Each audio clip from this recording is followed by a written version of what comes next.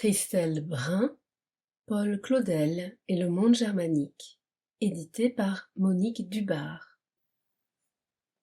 Histoire des idées et critique littéraire, numéro 508, Dreux, 2020. Lu et enregistré par Charlotte Simonin. Introduction. Toute rencontre avec un pays fait saisir un nouveau visage du voyageur. Le spectacle change, mais aussi la manière de l'observer.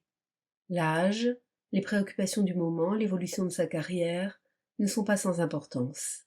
Les tâches qu'il a à remplir, les responsabilités sont autres.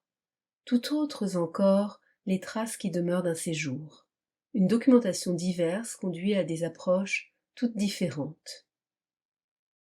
C'est ainsi que s'exprime Jacques Petit dans son avant-propos au recueil de textes concernant Claudel aux États-Unis, réuni par Lucile Garbagnati pour former le 11e des cahiers Paul Claudel.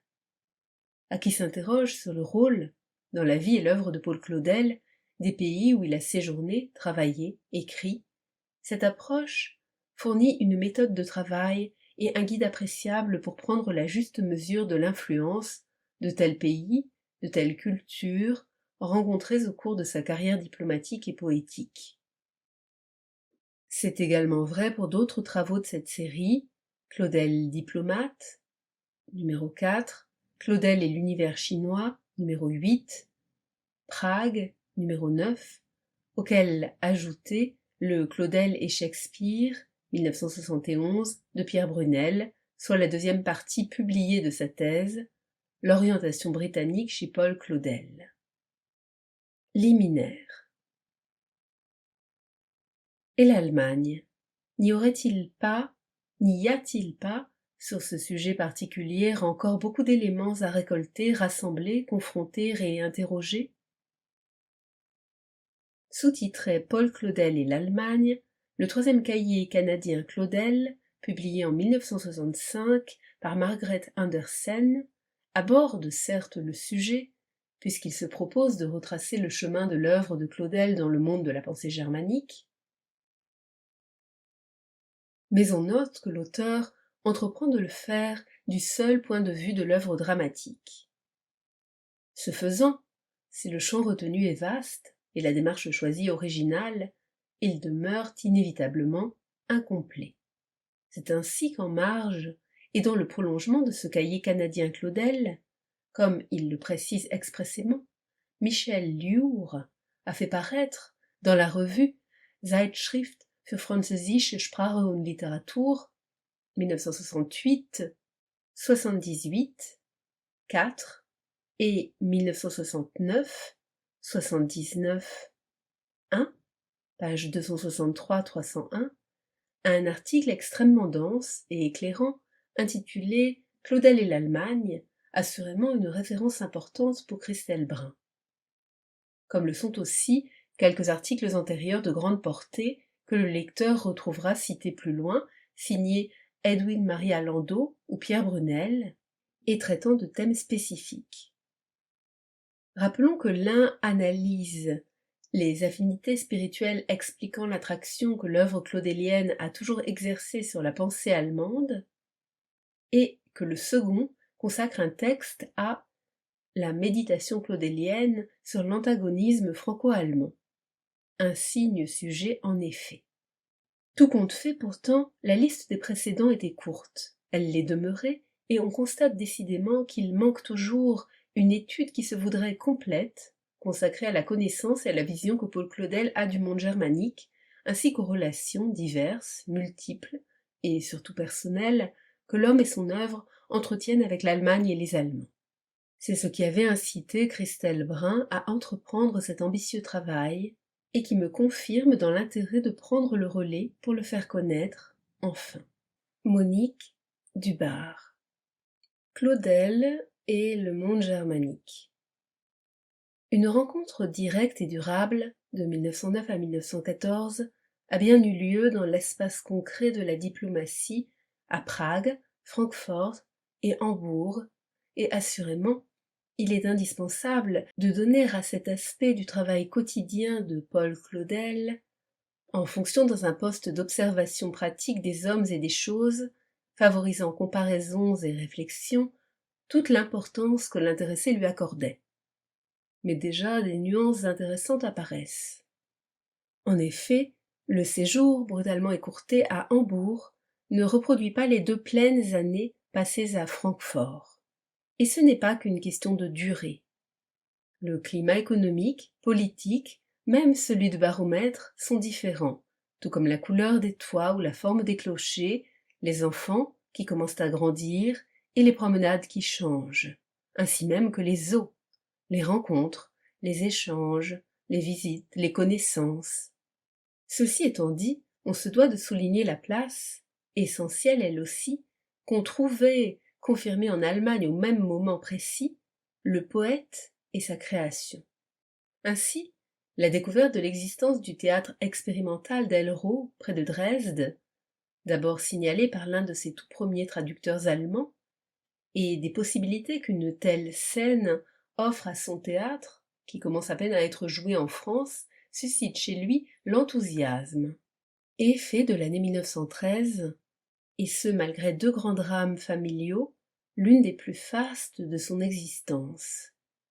S'agissant de création poétique et de découvertes littéraires et artistiques, le séjour à Hambourg promettait lui aussi déjà d'être fructueux. À noter en outre qu'une certaine proximité retrouvée par le diplomate d'avec la France et ses lieux et milieux culturels favorise indirectement le travail du poète dramaturge. Dans le cas de Claudel, toutefois, cette double définition, pour courante qu'elle soit, demeure largement insuffisante. En effet, il s'agit ici de restituer la diversité des intérêts, le foisonnement des activités de ce Français qui fut en terre germanique, naguère et futur ennemi, consul, consul général, et au-delà, ministre de France à la commission de Schleswig, et faillit même, en 1926, et peut-être encore en 1930, être nommé ambassadeur de France à Berlin, et concomitamment poète, dramaturge, conseiller à la mise en scène, impresario, épistolier, presque directeur de conscience, correspondant à l'étranger, diariste, voyageur, promeneur, jeune père de famille, homme de contact, de rencontres, d'expérience, homme d'amitié, d'enthousiasme et de colère, lecteur, auditeur, guide, organisateur, en toutes circonstances désireux de ne pas travailler à vide. Il s'agit tout autant de restituer un Claudel en démontrant que cet absent professionnel est, dans les faits, professionnellement et personnellement présent à tous, présent à tout. C'est-à-dire, dans le cas particulier de l'Allemagne et des Allemands, présent à leur langue, leur littérature, leur pensée, leur attachement à 2 religions, proches, mais aux yeux de Claudel radicalement séparés, à leur histoire, leur culture, leur musique, principal objet de son admiration. Ce monde germanique est un monde qu'il peut apprécier, aimer même, mais aussi bien décrier, refuser, selon qu'il s'agit de l'art baroque par exemple, ou du luthéranisme, ou de Goethe, de Beethoven, ou de Wagner. Pourtant jadis, naguère, et longtemps encore si ce n'est toujours, objet d'une véritable passion. Au cours de ce dialogue entre Claudel et le monde germanique, coexistant avec 2 véritables invariants, une certaine évolution parfois peut se dessiner, témoignant de modifications dans l'évaluation des situations en Allemagne, en Autriche ou dans les relations franco-allemandes. On conçoit aisément que ces dernières intéressent Claudel dès avant les quelques années de son activité consulaire, et au-delà bien davantage encore. N'appartient-il pas à une génération qui a vécu en quelque sorte 3 guerres contre le voisin d'outre-Rhin, l'avant-première dans la mémoire, la première, mondiale, puis la seconde, avec, dans l'intervalle et l'attente inquiète, l'entre-deux-guerres. Il a donc une vision affective et passionnée du dangereux pays voisin qu'il observe et interroge sous tous ses aspects, que souvent il annote en quelque sorte dans les pages de son journal, objet de lecture qu'il commente fréquemment dans sa correspondance. Quel contact avoir avec les Allemands? Que penser de l'Allemagne politique et économique? Quelle place faire à la culture allemande, en particulier à sa littérature et à sa musique? Ainsi est-il nécessaire d'aborder les problèmes intellectuels qu'ont soulevés ces interrogations en France entre 1870 et 1940, voire 1950. De se faire une idée précise de l'ère du temps, comme de la position de ceux qui, parmi les contemporains de Claudel et dans son cercle de relations, réfléchissaient sans parti pris à ces questions cruciales. Sans cet arrière-plan d'histoire des mentalités, la position de Claudel, relativement facile à reconstituer, serait plus délicate à interpréter avec justesse et mesure. Au-delà de cette remarque, on peut en outre faire de cette vigilante et constante attention portée par Claudel au monde germanique l'emblème de son intérêt éclairé et quasi prophétique pour l'Europe. Après l'Europe de la guerre, l'Europe de la paix, dans laquelle l'Allemagne devra, selon lui, jouer un rôle essentiel. En retour enfin, la connaissance que le monde germanique a de l'action du diplomate en poste chez lui, de l'existence de l'homme, et plus encore de l'œuvre de l'artiste, mérite incontestablement que l'on y porte intérêt. En Allemagne, qu'attend-on de Claudel? Admiration? Contestation? Quel accueil lui réserve-t-on? Quelle rancune conserve-t-on à ses poèmes de guerre vengeurs? Quelle réaction suscitent ses œuvres catholiques en terre largement protestantes? Car il est patent que Claudel a été plus rapidement admiré et longtemps mieux reconnu là-bas qu'ici, et ce dès 1913 et jusqu'à sa mort.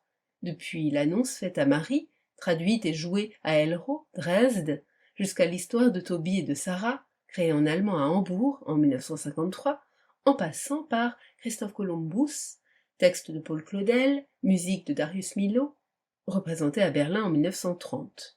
Ce n'est pas le fait du hasard si trois œuvres, aussi significatives que différentes les unes des autres, à trois dates, jalonnant sa longue carrière et sa vie, ont été créées en Allemagne. Il faudra donner toute sa place à l'expérience théâtrale unique en son genre et d'une importance exceptionnelle pour lui, à cette Maria Verkündigung, plus déterminante encore à ses yeux que la, pourtant capitale, toute récente création de l'annonce faite à Marie, la première pièce de lui jamais portée à la scène par Lunieppo à Paris en décembre 1912. Ainsi qu'à ce Christophe Columbus, auquel il assiste quasiment incognito, puisque sa présence diplomatique n'est pas souhaitable alors dans une capitale dont la chancellerie a précédemment écarté sa nomination en tant qu'ambassadeur.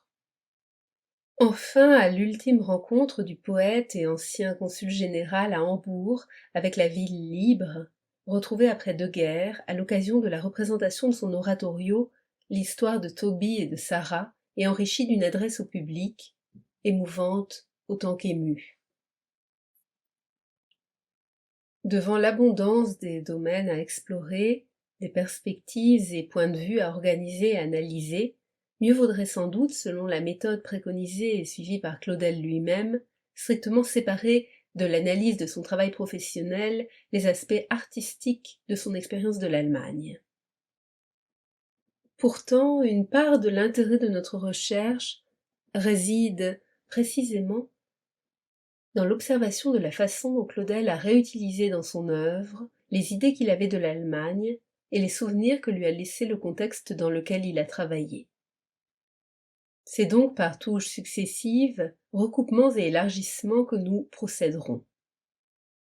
En conséquence, la présentation des résultats d'une telle recherche essaiera de retracer le plus fidèlement possible la progressive découverte par Claudel du monde germanique et de l'œuvre de Claudel par les germanophones.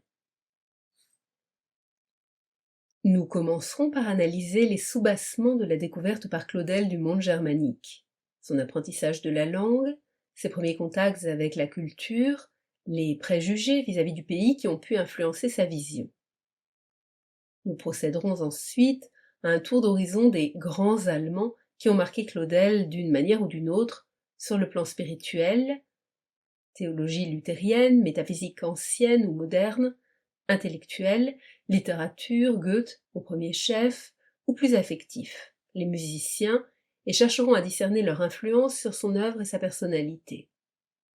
Nous pourrons alors observer comment, à partir de là, Claudel réagit en Allemagne face aux Allemands dans ses relations professionnelles, ou en tant que poète et homme de théâtre, ou simplement dans les liens amicaux qu'il a noués. En retour, nous chercherons à définir l'attitude des Allemands vis-à-vis du représentant de la France, le travail des traducteurs et des hommes de théâtre, l'accueil de son œuvre par le public allemand. On aura garde d'oublier que toutes ces analyses doivent se comprendre dans le contexte des conflits, mal enfouis, mal réglés et terribles, qui se sont déclarés et déroulés durant la vie de Paul Claudel. Ils ont profondément marqué les deux pays et leur population. Avec le tempérament qui était le sien, le diplomate, le poète et l'homme ne pouvaient qu'être écartelés entre rejet violent et attirance ineffaçable. Les Allemands le lui ont bien rendu. La recherche de la chercheuse, note technique. Pour répondre à toutes ces questions de départ et vérifier ces hypothèses, Christelle Brun avait dépouillé les œuvres complètes de Claudel et la correspondance, éditée ou consultable au Centre Jacques Petit de l'Université de Besançon. Elle avait parallèlement travaillé dans les bibliothèques françaises dans 3 directions. Relations franco-allemandes du point de vue des intellectuels entre 1870 et 1940, critique claudélienne française, première approche de la critique claudélienne en langue allemande. Elle avait également consulté, aux archives du ministère des Affaires étrangères, les documents conservés de la gestion par Claudel des consulats généraux de Francfort et Hambourg, ainsi que ceux concernant le projet de sa nomination à l'ambassade de Berlin. Ces recherches ont été plus tard élargies par des contacts avec l'ambassade d'Allemagne à Paris, le ministère allemand des Affaires étrangères et les 2 postes consulaires que Claudel a occupés sur le sol allemand.